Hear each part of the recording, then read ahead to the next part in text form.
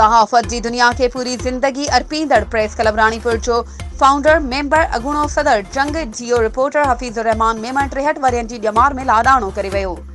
ख़बर मूजिब रानीपुर इंसान दोस्त कारोबारी शख्सियत हफ़ीज़ुर रहमान मेमण अचानक दिल जे दौरे पवण सबब तिबी मुआइने लाइ गंबट जे गम्स अस्पताल में नियो वियो, जिते दमधणी हवाले कयो। प्रेस क्लब रानीपुर 3 ॾींहं सोग जो ऐलान कयो, जॾहिं त रानीपुर जे मुख़्तलिफ़ प्रेस क्लब जी पिण ताज़ियती बयान जारी कया ऐं सियासी शख्सियत MNA महरीन भुट्टो, सूबाई वज़ीर औक़ाफ़ पीर सैयद अहमद रज़ा शाह ऐं ॿियनि चयो त हफ़ीज़ुर रहमान हिक सादगी पसंद इंसान दोस्त हो, जंहिं केतिरनि ई मज़लूमनि जो आवाज़ आला ऐवाननि ताईं पहुचाए उन्हनि खे इंसाफ़ ॾियारियो। संदसि जे विछोड़े जो तमामु वॾो ख़ाल आहे जेको पूरो नथो करे सघिजे।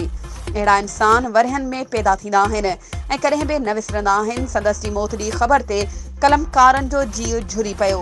मरहूम जी जनाज़े निमाज़ दायो जाफ़र इमाम बारगाह में अदा कई वई। संदसि खे मिठी माउ हवाले कयो वियो ऐं पोयरनि सां ताज़ियत जो सिलसिलो जारी आहे। वधीक ख़बरुनि ऐं अपडेट्स जे लाइ असांजे चैनल खे सब्सक्राइब कयो ऐं हा, बेल आइकन खे प्रेस करणु न विसारिजो त जीअं असांजी हर नई अचण वारी वीडियो तव्हां ताईं पहुची सघे।